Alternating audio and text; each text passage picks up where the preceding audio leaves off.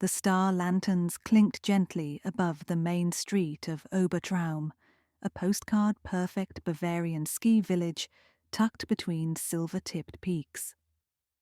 Every February, the Night Glide parade wound down the cobbled slope, skiers carrying torches and children riding sleighs, while brass bands played waltzes that shimmered through the snowy air.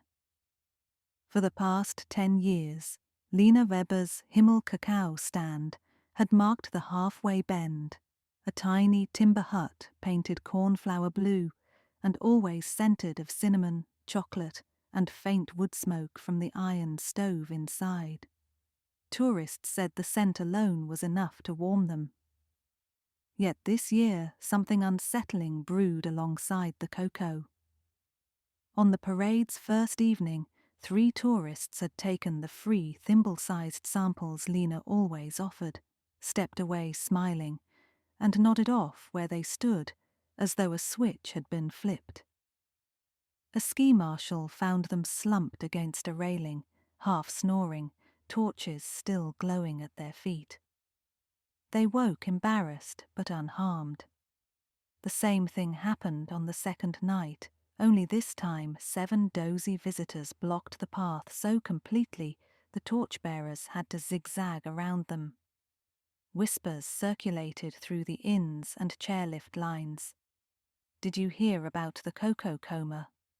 Some said the cold mountain air and schnapps were to blame, but Lena knew the exact moment each drowsy patron's eyes glazed. They had sipped her cocoa seconds earlier. By the morning of day 3, Mayor Kohlmeier stood in Lena's doorway amid sacks of cacao beans. "I must suspend your samples until we find the cause," he said, moustache drooping with regret. "We can't risk the whole parade becoming a blanket of sleepers." The edict felt like a slap. Much of Lena's livelihood came from guests who tasted her sample and returned later for steaming mugs crowned with star anise marshmallows. If the rumor took root that her cocoa knocked people out, she'd be finished by Easter. "Then let me find the cause," Lena replied, chin lifting inside her wool scarf. "Who knows the recipe and the stand better than I do?" The mayor surveyed her tidy hut, copper pots gleaming, spices lined like colorful soldiers, a velvet rope of dried orange slices strung along the rafters. Finally, he sighed. "You have until tonight's parade. If the mystery isn't solved, the council will shut your stand for the rest of the festival." Outside, bells chimed noon from the onion-domed church tower. Lena tightened her striped mittens. Sleuthing could wait. First she had to serve a queue of skiers craving mugs big enough to wrap both hands around. She sold every cup, but worry curdled each swirl of cream. When the rush eased, she flipped the "Be Right Back" sign, locked the stand, and began her investigation. The ingredient trail. Her first stop was Berg and Sohn Importers, where she bought her cocoa beans. The warehouse smelled like roasted nuts and contained barrels stenciled with destinations from Ghana to Guatemala. Matthias Berg polished his monocle when Lena explained why she'd come. "A sedative in your beans?" "Impossible," he declared. "Each batch is certified." He produced a ledger with shipping seals. Still, he allowed her to scoop random beans for laboratory testing at the village clinic. They looked, smelled, and tasted normal, rich, earthy, slightly fruity, but Lena pocketed them all the same. Next, she hiked to Edelweiss Dairy for samples of the milk she used. Frau Singer, cheeks rosy from years of alpine sun, shook her head. "Our cows graze on nothing stronger than buttercups." Nevertheless, Lena left with a chilled bottle for testing. Finally, she trudged to the apothecary for advice. Herr Pfeiffer, pharmacist and herbologist, listened while arranging amber jars of valerian, chamomile, and hops, plants known to coax sleep. "The symptoms you describe, rapid onset drowsiness without nausea, sound like valerian combined with warmth, he mused. It can be steeped like tea, slightly sweet, earthy. He held out a dried root shaving. Lena chewed it experimentally. The flavour could hide inside cocoa if masked by sugar and cinnamon. But I don't use valerian, she protested. Someone else might, Pfeiffer said pointedly. Who has access to your kettle? Only 3 people, Lena thought. Herself, her teenage assistant Greta, and the parade's volunteer cocoa carrier who fetched extra jugs to the viewing stands. Greta was as sunshine pure as fresh snow, but the carrier changed nightly. Tonight's roster said the carrier would be Caspar Feigl, a jovial mountain guide who sang yodels while waxing skis. Lena decided to watch him closely. 2. The competitor. On her way back, she passed the glass-roofed terrace of Gipfelblick Café. Franz Ritter, its owner, lounged beside a branded patio heater, serving overpriced peppermint mochas. Years earlier, Franz had asked to franchise Himmel Cacao at the café. Lena declined. Since then, he never missed a chance to bait her. He greeted her now with theatrical concern. Heard about your little narcoleptic snafu. Such a shame. His smirk travelled to a chalkboard announcing, "Free coffee samples, keeps you wide awake." Business seems brisk, Lena said, noting the queue. People prefer beverages that don't double as lullabies, Franz replied, then widened his eyes innocently. But I'm sure you'll sort it out, if you don't mind closing first. She left before she flung a snowball at him, but suspicion stuck like burrs to her thoughts. Franz was cunning enough to sabotage her cocoa, so guests would migrate to his cafe's coffee bar. 3. The assistant back at the hut, Greta waited, twirling the strings of her pom-pom hat. Lena explained the gravity of the situation. Greta, have you noticed anyone tampering with the kettle? The girl's freckles bunched as she frowned. Only Caspar took a jug to the viewing deck last night. Oh, and Herr Pfeiffer stopped by to drop off your usual nutmeg order. Lena hadn't ordered nutmeg this week. She stared at the sealed tin Greta produced. It looked identical to her own spice tins, easy to switch without detection. Could the pharmacist be involved after all? She opened it. A warm, nutty aroma drifted out, plus something musky. She pinched a bit onto her tongue. Nutmeg, yes, but also that earthy valerian note. Someone had blended the two. Greta, did you add from this tin to yesterday's kettle? Greta's hand flew to her mouth. Just a teaspoon. We were almost out, and the queue was long. I thought it was normal nutmeg. So that explained how the sedative entered the cocoa, at least yesterday. But on the first night, Greta hadn't worked. Lena alone had served, and she used her original spices. Therefore, 2 separate contamination events occurred. Someone was determined.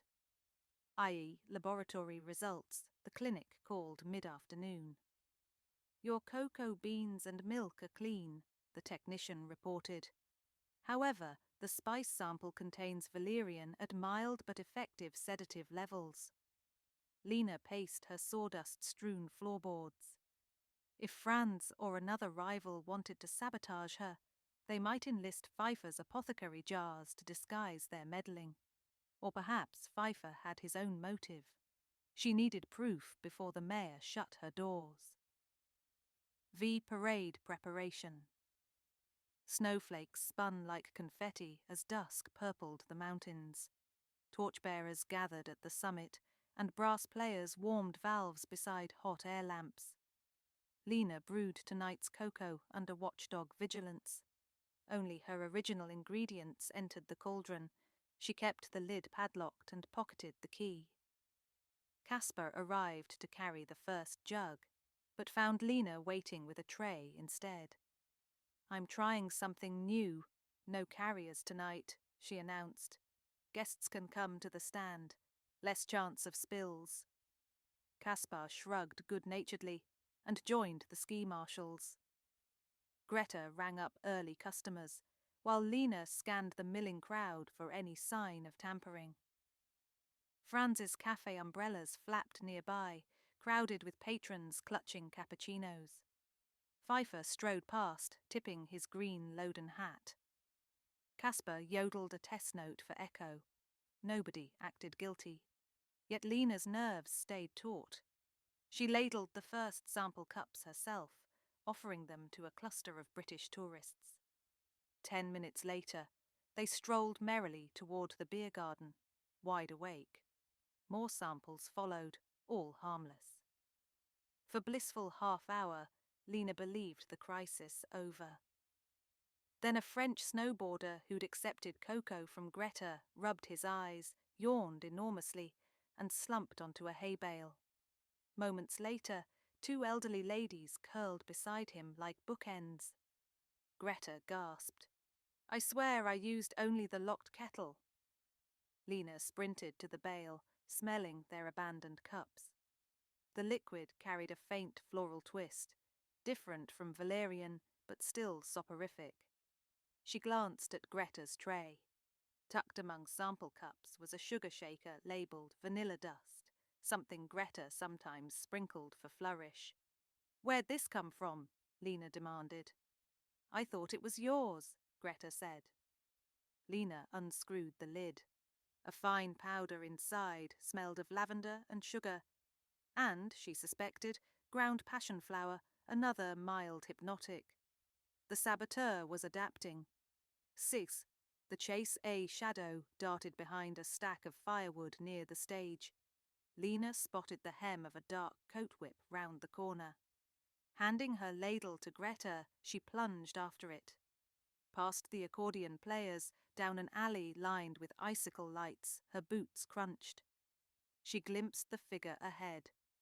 Tall, coat collar up, moving fast toward the frozen river, where parade floats waited. "Stop!" she shouted, though she wasn't sure what she'd do if they did. The figure skidded onto the wooden footbridge. Snow squealed beneath Lena's heel, and she nearly slipped, catching the railing just as the stranger turned. Under the bridge lantern, her quarry resolved into Herr Pfeiffer. "Frau Weber, what on earth?" he panted, clutching a leather satchel. "Running from your own conscience?" Lena replied, gloved hand closing on the satchel's buckle. She flipped it open.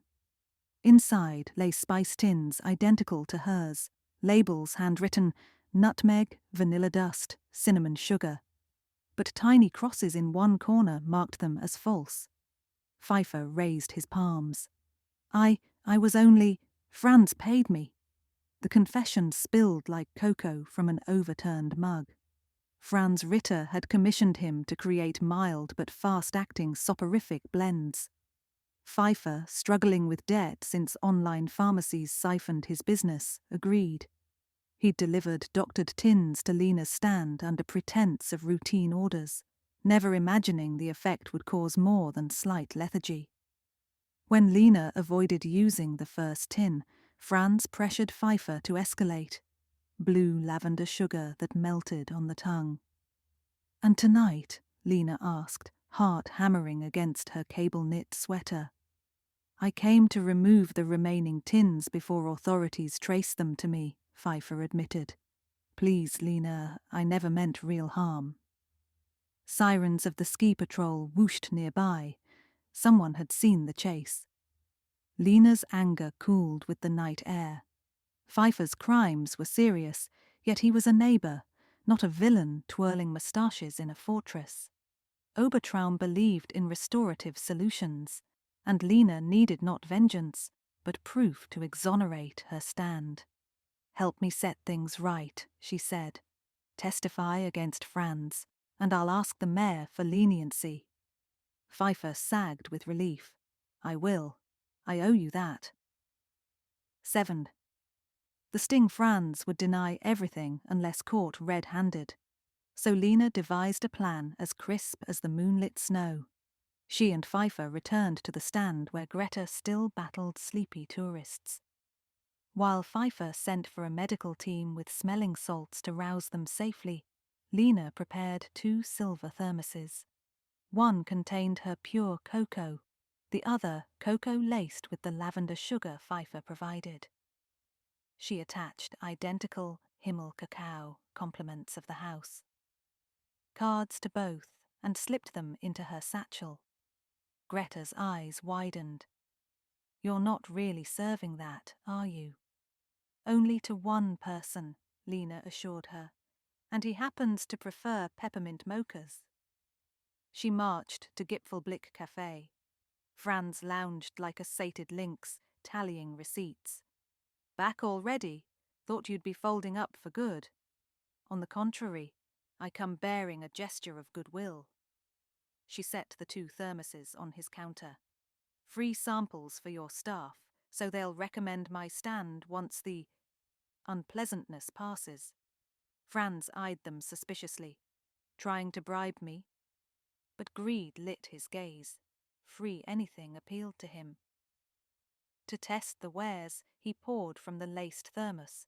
Lena had scuffed its bottom so she could tell them apart, and raised the cup. "To your health," she said, and retreated to the nearest bench, pretending to adjust her boot. 10 minutes later, Franz's eyelids drooped like soft pretzels. He attempted to rise, swayed, and toppled into a wicker chair, snoring loudly enough to rattle saucers. The cafe patrons gasped. Lena hurried forward with concerned theatrics. "Is Herr Ritter unwell? Perhaps something he drank?" She plucked the cup from his slack fingers. The mayor, alerted by ski patrol, arrived with Pfeiffer in tow. Lena explained that identical soporific traces found in fallen tourists now appeared in Franz's mug, whose contents Pfeiffer identified as his own illicit blend. Franz roused amid the confrontation, sputtering denials. But Pfeiffer produced payment receipts signed by Franz, plus a ledger of spice deliveries. Confronted with evidence and half the village watching, Franz's tan coffee complexion paled to skim milk. Fade. Resolution by parade's end, Franz sat in the patrol's hut, writing a full confession, in exchange for a reduced fine and mandatory community service, shoveling ski paths and distributing blankets during next year's festival. Pfeiffer agreed to host free herbal safety workshops and donate portion of profits to the Mountain Rescue Fund. His pharmacy would remain open under probation. Mayor Kohlmeier rescinded the shutdown threat and offered a public apology to Lena. "Obertraum owes you gratitude," he boomed during the closing fireworks. "You saved our parade and our tourists' alertness." Lena's heart glowed warmer than her cocoa, especially when the British tourists returned, fully awake, to purchase extra bags of her alpine spice mix for the flight home. Word spread quicker than boot wax. Heavenly cocoa, again safe to sip, 9. Afterglow, a week later, Obertraum's slopes gleamed under late winter sun. Lena leaned on the counter of Himmel Cacao, reading a thank you card from Greta's mother. Greta had told the story to her classmates, who proclaimed Lena Queen of Cocoa and crime stopping. Footsteps crunched outside. It was Pfeiffer carrying a small wooden box. "A peace offering," he said. Inside lay glass vials labelled with pastel ribbons, peppermint, orange zest, and a brand new blend titled Dreamer's Delight, caffeine-free. He smiled sheepishly. "For bedtime only, clearly labelled. I'll never sneak herbs again." Lena accepted the box. "We'll collaborate on a sleepy time tea line, sold strictly at the pharmacy. Meanwhile, you might design an awake and alive spice for parade nights." Greta burst in, carrying the local newspaper. The front page showed Lena ladling cocoa, headline, "Local Hero Brews Justice." Behind her, A smaller photo captured Franz shoveling snow in a neon safety vest, scowl partially hidden by a wool hat, reading, "Community service is steamy work." Lena laughed so hard her marshmallow tongs clattered. Outside, bells rang noon again, and a new queue formed. Skiers with goggle marks, couples in matching pom-poms, children on tiptoe. She straightened her Himmel cacao apron, a deep contentment settling like powdered sugar. "Mugs up, everyone," she called, pouring the first velvety stream of the day. The aroma spiraled into the sky, carrying notes of chocolate, cinnamon, redemption, and the sweet assurance that in Obertraum at least, good cocoa and clear consciences could keep any winter night bright.